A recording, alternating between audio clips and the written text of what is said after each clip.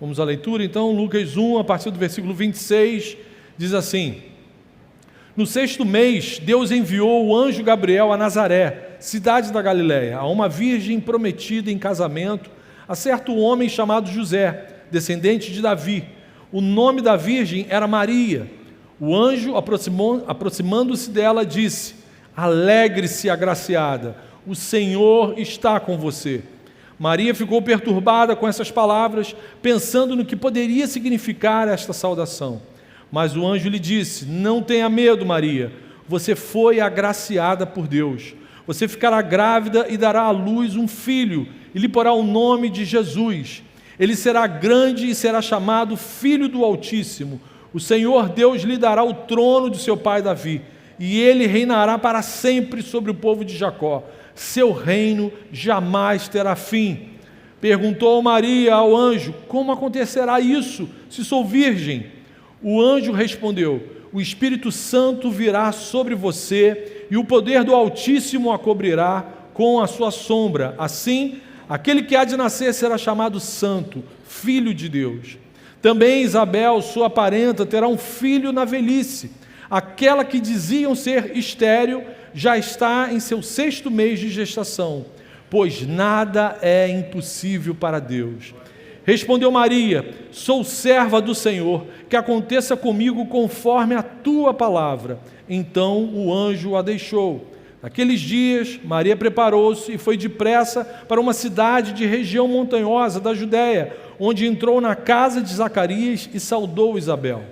Quando Isabel ouviu a saudação de Maria, o bebê agitou-se em seu ventre e Isabel ficou cheia do Espírito Santo.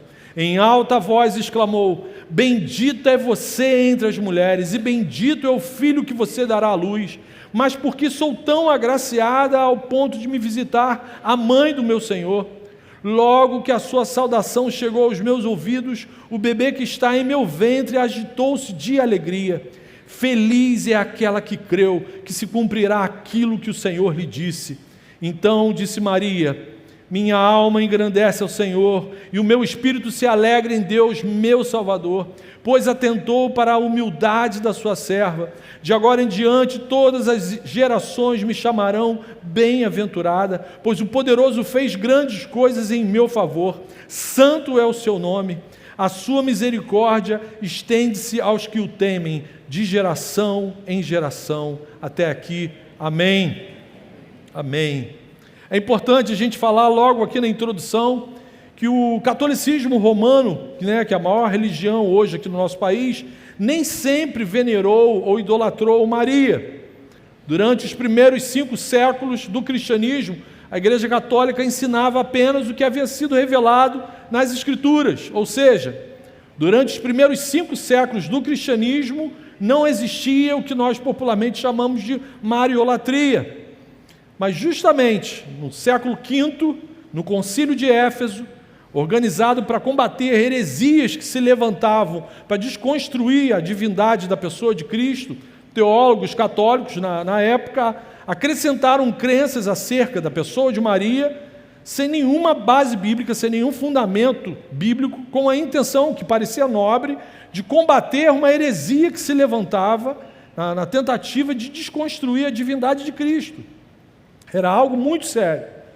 Mas, lamentavelmente, por causa desse combate, foram criados diversos dogmas sobre Maria que nunca estiveram presentes na Bíblia, que não fazem nenhum sentido nem teológico fora da Bíblia. Foi nesse concílio que criaram a expressão Maria, Mãe de Deus. Pois sendo Maria, mãe de Jesus Cristo, e Jesus Cristo sendo Deus encarnado, logo Maria era mãe de Deus. A linha de raciocínio está absolutamente certa, mas a conclusão equivocada. Porque Maria, meus irmãos, Maria foi mãe do Jesus plenamente humano. Maria foi mãe da natureza humana de Jesus. Agora, Jesus, o plenamente Deus, sempre foi Deus, desde a eternidade. O Deus Filho já existia muito antes de Maria existir. Na verdade, foi Jesus quem fez Maria existir para o cumprimento dessa missão. Jesus, o plenamente Deus, apenas se uniu na parte biológica herdada de Maria. Mas daí sustentar uma crença extra-bíblica que Maria agora era mãe de Deus e por isso também deveria ser considerada imaculada, adorada e venerada, é uma distorção teológica muito grande. Biblicamente, inclusive, isso compromete toda a história da salvação. Porque para Jesus ser o nosso Salvador, o vicário, o substituto, aquele que assume o lugar do outro, era absolutamente necessário, dentro do protocolo que Deus criou para justificar a nossa salvação, era absolutamente necessário que Jesus tivesse uma natureza, uma essência da natureza adâmica, que Jesus tivesse uma inclinação à tentação, inclinação à desobediência. E por ser plenamente Deus, a essência da sua natureza santa, essa sim, imaculada, faria com que Jesus fosse também inclinado à sua obediência plena ao Senhor. Por isso as Escrituras afirmam que em tudo Jesus foi tentado como qualquer um de nós, mas nunca pecou. E por isso ele foi habilitado diante da justiça de Deus para assumir o nosso lugar e pagar a dívida que nós não teríamos condição de pagar. Aleluia! Só Jesus é o nosso único e suficiente Salvador e mediador entre o Criador e os seres humanos. O que Jesus falou? Ninguém vem ao Pai se não for através de mim. Então nenhum apóstolo, nem Pedro, nem Paulo, muito menos nenhum papa, nem padre, pastor, nem Maria, a bendita entre as mulheres, ninguém pode ser o nosso intercessor junto ao Pai a não ser Jesus. Lamentavelmente, o resultado desses dogmas extrabíblicos, criados sobre Maria, mãe de Jesus, tem feito com que muitas pessoas, dentro do catolicismo romano, demonstrem mais afeição, mais afeto por Maria do que ao bendito fruto do seu ventre, Jesus. Mas à luz das Escrituras, o que nós podemos aprender com essa bendita serva do Senhor, que começou a servir o reino muito antes de qualquer apóstolo, de qualquer homem, inclusive antes de João Batista? O que a gente pode aprender com Maria, essa serva bendita do nosso Senhor? Vamos à exposição do texto?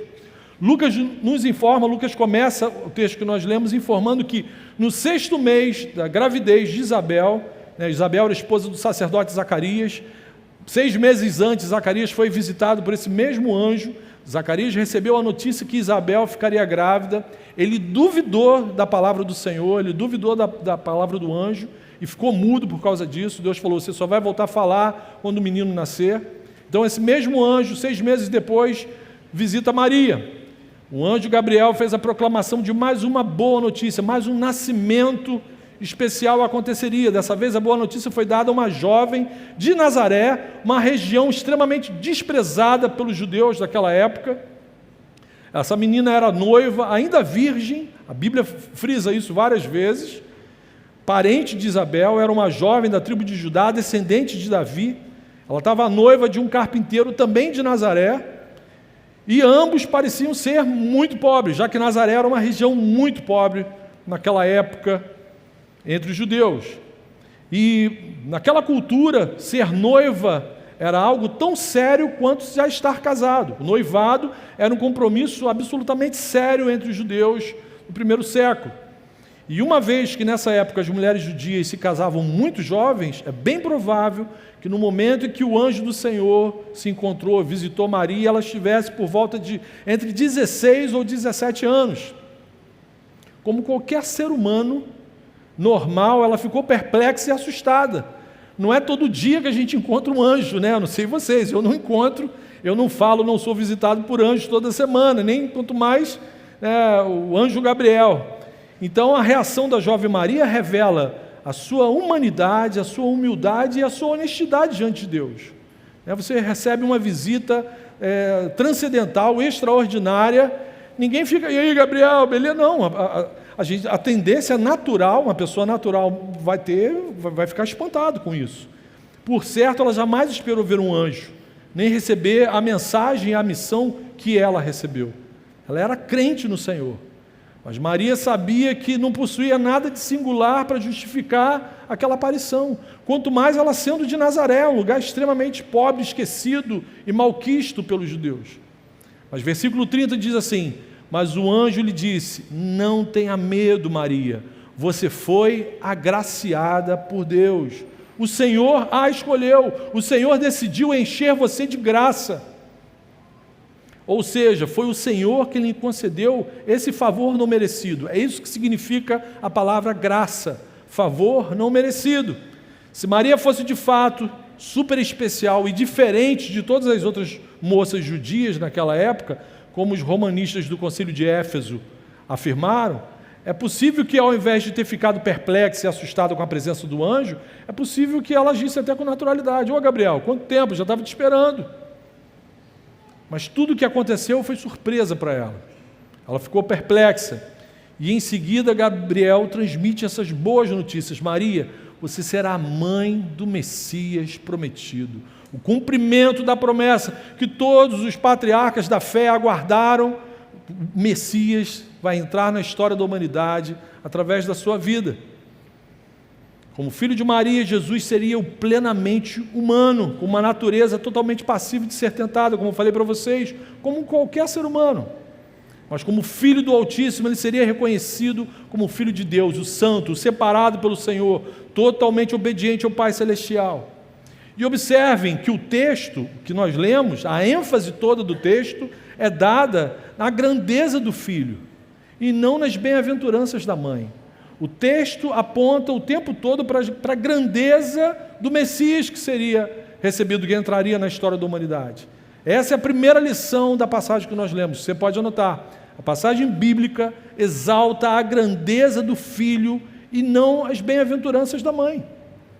Se você for olhar os outros evangelhos, vai acontecer a mesma coisa. A exaltação aponta sempre para a grandeza do filho e não para as bem-aventuranças da mãe. Maria era crente, é serva fiel, temente ao Senhor. Mas todos os evangelhos apontam para a grandeza de Jesus. O texto sagrado revela que Jesus será o Deus encarnado, o Redentor esperado. Versículo 32, ele será grande e será chamado Filho do Altíssimo, e ele reinará para sempre sobre o povo de Jacó. Seu reino jamais terá fim. Amém. Amém. Por fim, Maria tomou ciência do que aconteceria, mas continuava sem saber como que isso se daria. E ela perguntou para o anjo, como acontecerá isso se sou virgem? Sua pergunta ao anjo não era um sinal de incredulidade. A Bíblia afirma que no primeiro momento que ela ouviu a palavra do Senhor, ela creu. Ela acreditou plenamente na mensagem que lhe foi passada. Mas ela não entendia como que isso ia se cumprir, como que isso ia acontecer. Já que ela era... como é que pode uma virgem ter bebê? Eu sou noiva, mas eu não mantenho relações sexuais com o meu noivo. E aqui já vai uma primeira reflexão para nós nos dias de hoje. Será que hoje em dia os noivos e namorados que se dizem cristãos possuem o mesmo zelo devocional como essa jovem aqui de Nazaré? E aí no versículo 35 o anjo responde, Maria, fica tranquila, o Espírito Santo virá sobre você e o poder do Altíssimo a cobrirá como a sua sombra. Assim, aquele que há de nascer será chamado Santo, Filho de Deus. Essa é a segunda lição do texto que eu observo aqui. Nosso Deus é o Deus que surpreende. Aleluia. Nosso Deus é o Deus que surpreende.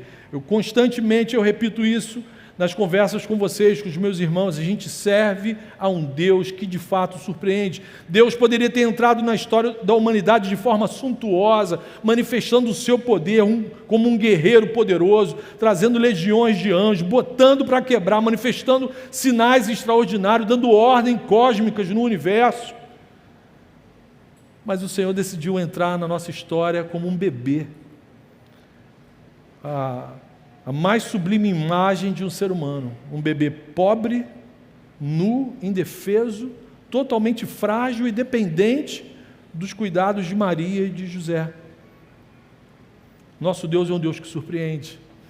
E para dar ainda mais testemunho do poder surpreendente de Deus, e para proporcionar mais paz para o coração de Maria, o Gabriel acrescentou, versículo 36, também Isabel, sua prima idosa, terá um filho na velhice. Aquela que diziam ser estéril, já está em seu 6º mês de gestação, de João Batista. Pois nada é impossível para Deus. Aleluia. Essa é a nossa terceira lição preciosa dessa meditação. Guarde isso no seu coração. Nada é impossível para Deus. Nada, nada. O anjo terminou a sua mensagem dando a Maria uma palavra de encorajamento. Maria, não tenha medo, fique tranquila. Para Deus não existe impossível, não se preocupe como que ele vai se desenrolar a história. Fazer uma virgem ou uma idosa estéril dar à luz para o Senhor é a mesma coisa. Basta uma ordem do Senhor e as coisas acontecem. O nosso Deus é o Deus que surpreende, o nosso Deus é o Deus dos impossíveis. Ao longo das Escrituras, o Senhor deu uma palavra semelhante para vários dos seus servos. Homens como Abraão, Jó, Jeremias e o próprio Senhor Jesus dão testemunho que para Deus não existe impossíveis. Meu querido, eu não sei como é que está o seu coração, eu não sei como que você entrou aqui hoje, não sei se alguma coisa tem tentado roubar a sua paz, algo que você considera impossível de ser resolvido. Eu tenho absoluta certeza que o nosso Deus pode transformar completamente o cenário da sua vida, da sua história. Nesse momento. Nosso Deus continua o mesmo, o seu poder não diminuiu. O Deus que derramou graça sobre a vida daquela jovem da Galileia está aqui hoje, nesse exato momento. Assim ele diz na sua palavra, onde 2 ou 3 estiverem reunidos em meu nome, ali eu estarei presente. Aleluia! Nós temos acesso direto a esse Deus amoroso e infinitamente poderoso. Ele tem poder para suscitar vida num ventre estéril, ele tem poder para ressuscitar relacionamentos destruídos, seja entre pais e filhos, seja entre cônjuges. Ele pode surpreender você e seus médicos, curando aquela doença que a medicina falou que não tem cura. É Ele quem dá ordem para a tempestade cessar. É Ele quem faz a paz que excede todo o entendimento entrar, fazer morada no nosso coração e na nossa mente. Aleluia! Para o nosso Deus, nada é impossível, guarde isso, creia nessa verdade. Amados, diante dessa mensagem, qual foi a resposta dessa jovem Maria? Versículo 38, respondeu Maria: sou serva do Senhor, que aconteça comigo conforme a tua palavra. Amém. Que menina top! Ela se entregou de corpo e alma, sem medo, sem reservas, sem desculpas. Maria se entregou ao Senhor completamente serva, submissa. E a expressão que ela usa aqui para serva, na verdade, significa serviçal. Era o funcionário, o empregado mais humilde de uma residência naquela época, que mostra que Maria sabia bem quem ela era e quem o Senhor é. Essa entrega plena de Maria nos aponta imediatamente para Jesus, nosso exemplo maior de entrega, de esvaziamento, de submissão à vontade do Senhor. Que grande exemplo para nós. Sejamos de fato imitadores de Maria. Do mesmo modo que o apóstolo Paulo depois, muitos anos depois, vai afirmar: sejam meus imitadores, assim como eu sou de Cristo. Nós temos que ser imitadores de Maria, assim como ela faz esse apontamento para Cristo, muito antes de todos esses apóstolos, de todos esses servos do Senhor. Depois que o anjo partiu, Maria foi para casa e postou tudo no Instagram? Não, não. Ela se dispôs a servir. Ela, sabendo que Isabel estava no 6º mês de gravidez, sabendo da idade, das limitações da sua parente, ela se dispôs, a Bíblia mensura que era uma viagem difícil e ela vai até a casa de Isabel para ajudar a sua parente nos meses finais de gravidez. A jovem partiu para ajudá-la. Agora, irmãos, a partir do versículo 40 e em diante, o tema principal dessa sessão que nós lemos até o versículo 50 é a alegria. O texto vai apontar o tempo todo para a alegria. Vamos encontrar 3 manifestações tremendas de grande alegria, como consequência da notícia, como consequência de tomar ciência de que o Deus conosco entrou na nossa história. Aleluia! Essa é a 4ª lição. A boa notícia do nascimento de Jesus tem que gerar em nós uma celebração de grande alegria. Tem que gerar. É por isso que a gente começa o culto aqui com esse rock and roll, né? Claudinho na guitarra, Artuzinho no contrabaixo, descendo a mão na bateria. Celebração de grande alegria. Aconteceu algo na história da humanidade que mudou a nossa eternidade, mudou tudo. A gente não celebra culto fúnebre, né? A gente celebra culto de alegria. A passagem nos mostra que a primeira a se alegrar com a notícia que mudaria a história da humanidade foi Isabel, versículo 41. Quando Isabel ouviu a saudação de Maria, o bebê agitou-se em seu ventre e Isabel ficou cheia do Espírito Santo. Em alta voz ela exclamou: bendita é você entre as mulheres e bendito é o filho que você dará à luz. Isso aqui é muito mais, eu consigo ver muito mais uma assembleiana gritando, né? Do que um presbiteriano formal. Bendito és tu. Não, grande alegria. Bendita é sinônimo de abençoada. Mas reparem, a palavra que Isabel proclamou foi: bendita é você entre as mulheres, não foi acima das mulheres. Bendita é você entre as mulheres, observem. O que certamente é a mais pura e sublime verdade. Quem tenta fazer algo diferente disso está distorcendo e pecando contra a revelação especial de Deus para a humanidade. Isabel, inclusive, exaltou a fé servil da jovem Maria. Bem-aventurada a que creu. Maria creu. Ser bendita e bem-aventurada é uma consequência de depositar fé na palavra de Deus. Isso já nos aponta para Efésios 2, que diz que nós somos salvos pela graça, mediante a fé no nosso Senhor Jesus Cristo. Deus dá a vida eterna para a gente mediante a fé, a todo aquele que nele crê. E aí mais reflexões que a gente pode trazer para o nosso coração. Você quer experimentar esse poder que agiu sobre a vida de Maria na sua vida hoje? Você quer que esse poder seja uma realidade no seu relacionamento com Deus hoje? Você quer viver uma vida igualmente bendita, bem-aventurada? Creia na palavra de Deus. Não tem passe de mágica, não tem nada para você, não tem um trabalho de Hércules, não. Crer, creia, deposite fé no Deus que se importou com você. Sem fé é impossível ter um relacionamento saudável com Jesus. Você até vai ter relacionamento com Ele, mas saudável só se você tiver fé no Senhor. A segunda pessoa a se alegrar com a chegada do Redentor foi João Batista, com apenas 6 meses no ventre da sua mãe. E ainda tem gente que acredita que o ser humano só é ser humano depois que é parido. Mas antes mesmo do seu nascimento, João alegrou-se tremendamente com Jesus Cristo e continuou fazendo isso no seu ministério terreno.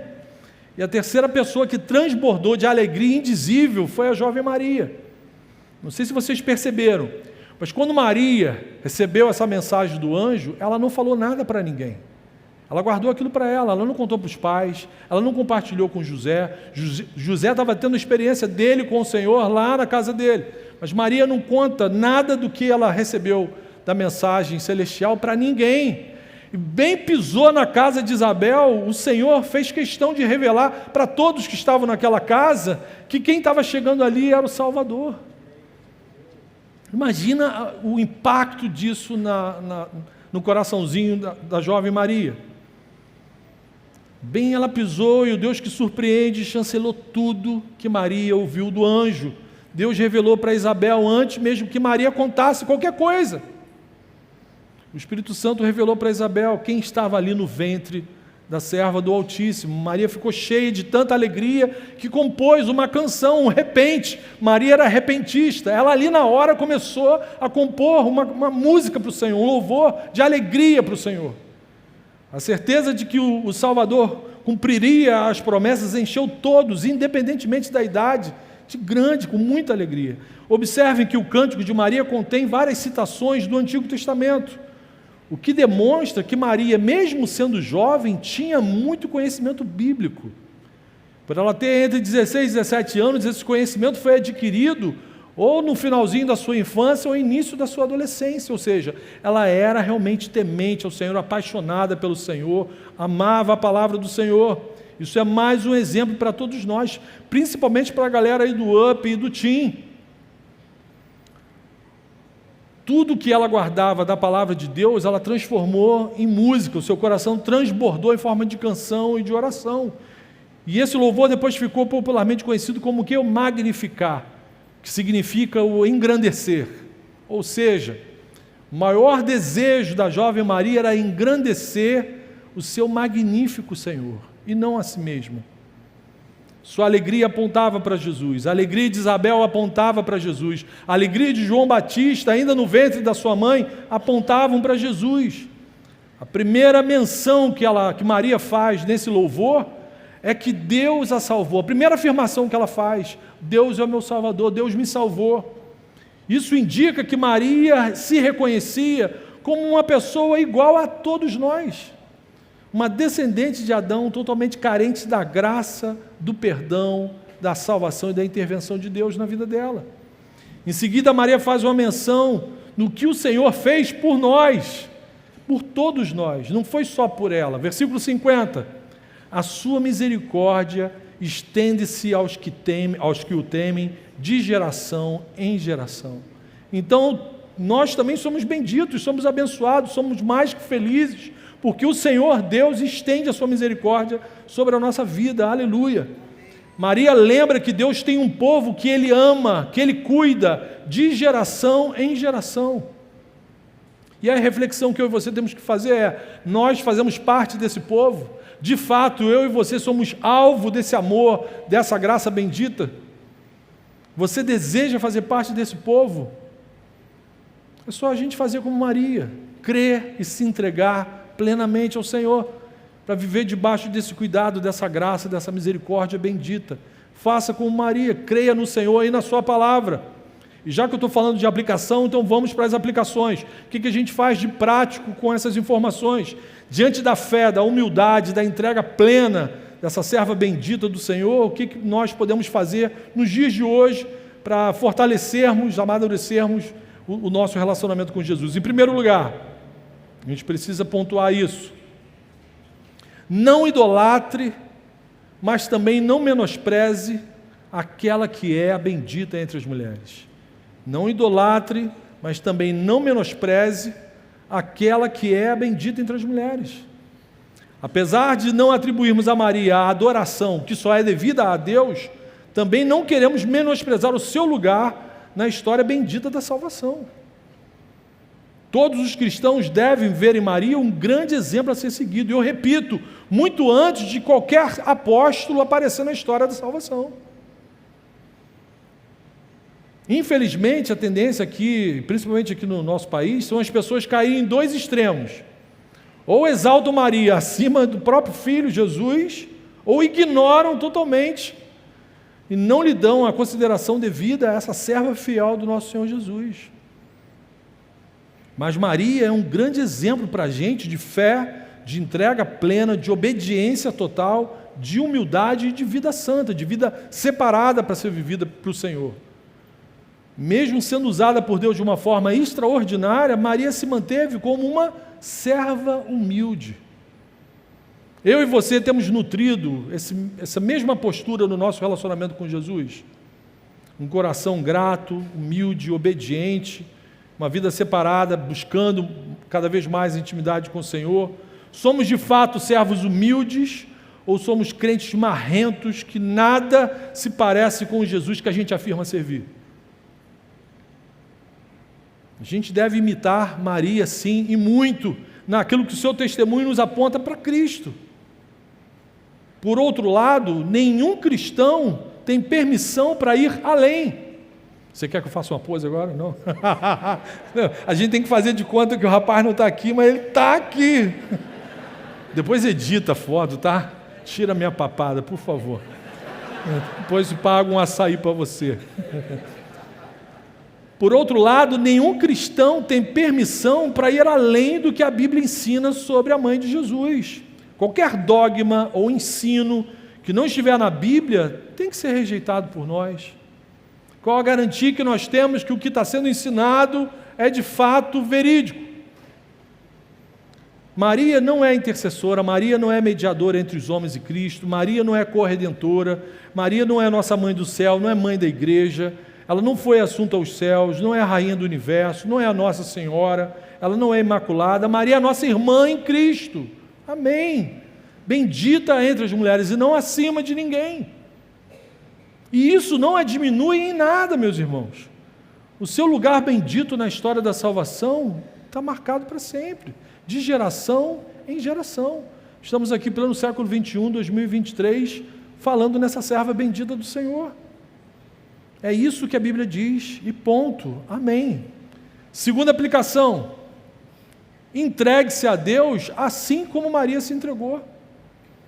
Entregue-se a Deus assim como Maria se entregou. Você pode falar assim seja? Amém? Amém significa assim seja. Como que o testemunho dela nos aponta para Cristo? Sejamos seus imitadores também, assim como ela nos aponta para Cristo. Maria se entregou a Deus plenamente. Como nós ganharíamos sanidade, saúde no nosso relacionamento com Deus, se todos aqui se entregassem plenamente ao Senhor? Como que é trabalhoso para a liderança de uma igreja testificar que alguns irmãos insistem em acreditar que podem se doar parcialmente para o Senhor. Não existe quase entrega. Se você quase se entregou para o Senhor, você não é discípulo do Senhor, você não é ovelha, é um bode disfarçado de ovelha e acha que está enganando os pastores. Ele fica, Você tem que melhorar muito o seu bebê aí para poder... Isso enche o nosso coração de lamento. Ou você se entrega plenamente ao Senhor, ou, como diz o ditado popular, não desce para o play para brincar de crente. Maria não brincou de ser crente, Maria não brincou de servir ao Senhor. Maria se entregou plenamente, sem reserva, sem desculpa, sem medo, sem covardia. Eu e você temos nutrido essa mesma submissão, essa mesma entrega ao Senhor, mesmo quando corremos algum risco de vida, que esse é um detalhe que eu deixei para falar aqui no final. Muitas pessoas esquecem que essa missão que Maria recebeu poderia lhe custar a vida. Naquela época, uma jovenzinha noiva aparecer com a barriguinha crescendo grávida, sem um homem para assumir aquela gravidez, ela ia ser julgada como adúltera e ia ser apedrejada em praça pública até a morte. Naquela cultura, uma noiva grávida corria o risco de ser julgada como adúltera. O que o anjo propõe para Maria não é uma missão, que coisa linda, louvável. Não, ela corria risco sério de vida. Se José não tivesse assumido sua jovem noiva grávida, Maria poderia ser punida dentro daquela sociedade, dentro daquela cultura. Você sabia disso? Você teria a mesma disposição? Mas ela sabia que o Deus que lhe deu a missão também aguardaria o pleno cumprimento da missão. Esse exemplo de entrega tem que ser imitado e vivido por todos nós, meus irmãos. Anos depois, Jesus falaria lá em Mateus 16, quem quiser salvar a sua vida, perderá. Mas quem quiser perder a vida por minha causa, a encontrará. Foi o que aconteceu com essa jovem. Não tenha medo de se entregar plenamente ao Senhor, amém? Não tenha medo de se entregar plenamente ao Senhor. O convite aqui não é para se entregar numa religião, o convite aqui não é para se entregar ao pastoreio de um grupo de homens, não. Não tenha medo de se entregar para o Deus conosco, para o Emanuel, por aquele que decidiu e se importou com a sua história. Esse que é o convite. Entregue-se de verdade. Deixe que Cristo seja o Senhor da sua vida também, e não só os seus desejos, as suas vontades confusas, equivocadas. Submeta os seus desejos ao senhorio de Cristo. Hoje, o risco que você corre, pelo menos por enquanto, aqui no Brasil, o único risco que você corre é você passar a viver em novidade de vida e experimentar uma paz indizível na sua história, na sua vida, na sua caminhada. Esse é o único risco. Então, entregue-se plenamente para Jesus, como um presente de Natal para o seu Salvador, amém? A gente já está aí na reta do Natal, a terceira aplicação é sobre o Natal. Celebre o Natal sempre com muita alegria, amém? Celebre o Natal sempre com muita alegria, alegre-se sempre com essa boa notícia da salvação, assim como Maria, Isabel e João Batista fizeram. Temos que nos alegrar, o Todo-Poderoso se importou com o seu povo e veio ao nosso socorro, aleluia! Por isso, meu irmão, falou em Natal, transborde de alegria. De quebra ainda vai ter aquele negócio de rabanada. Que negócio foi inventado nos céus, né? Pegar pão, encharcar de leite, ovo, fritar. Aí você vê anjo. vê anjo, depois vai ver nutricionista, balança, mas assim, no primeiro momento você vai ficar cheio de alegria. Alegre-se sempre nessa insuperável misericórdia que liberta gerações da tristeza e do pecado. Amém? Eu lamento com muita tristeza por saber que tem crente e igrejas que fazem campanha contra o Natal. Queridos, olha só, não me interessa quem definiu a data, não me interessa quem promulgou a lei, quem definiu que era 25, não me interessa. O que me interessa é que pelo menos uma vez no ano a sociedade vai ouvir falar sobre o nascimento de Jesus. Amém? Isso é o que me interessa. Ah, nasceu em outubro, nasceu não sei o que, nasceu. Amigo, nasceu. Vamos festejar, vamos celebrar. Toma o seu Rivotril, fica sossegado, não para de encher a paciência. Ah, árvore de Natal, é o não sei o que, o Odin. Ah, que gente chata. Com certeza não comeram rabanada. Com certeza. Taca açúcar nessa criança para parar de encher a paciência dos outros. Que coisa. O que me interessa é isso. Estamos aqui em dezembro falando de Jesus, do nascimento de Jesus. Glória a Deus. Glória a Deus. Isso que a gente tem que comemorar com muita alegria. Por isso já fica aqui o convite. Venha com toda a sua família aqui na Oceânica, dia 25, segunda-feira, às 18 horas, para a gente celebrar, exaltar, cantar com muita alegria, sair daqui rouco ao Deus que sempre nos amou. Amém?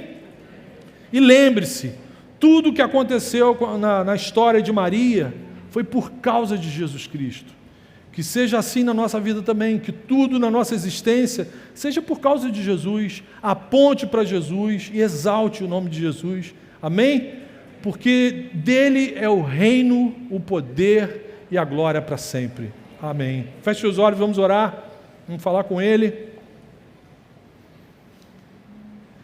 Obrigado, Jesus, pela sua palavra, Senhor, obrigado pelo seu amor que o Senhor tem por nós. Obrigado pela vida da tua serva Maria, Senhor. Obrigado pelo testemunho dela, que em tudo nos aponta para o Senhor. Nossa oração, Senhor, é que teu Espírito Santo faça o mesmo com a gente. Queremos ouvir tua voz, te obedecer sempre, sem medo, sem reservas, Senhor. Nos dê um coração humilde e submisso à sua palavra, somente à tua palavra, Senhor. E, Senhor amado, que nesse instante, eu te peço, Senhor, que o Senhor abençoe com a tua alegria os que entraram aqui abatidos, Senhor. Preencha com a tua paz os corações que ainda estão aflitos, Senhor. Cura os doentes, Senhor. Liberta os cativos e perdoa os nossos pecados, Senhor. E para os teus discípulos, prepara a gente para participar da tua ceia nesse momento. Que o Senhor nos visite nessa hora, que o Senhor renove a nossa mente, nos encha com a tua presença. É o que nós te pedimos, Senhor. Em teu nome nós oramos. Amém. Amém.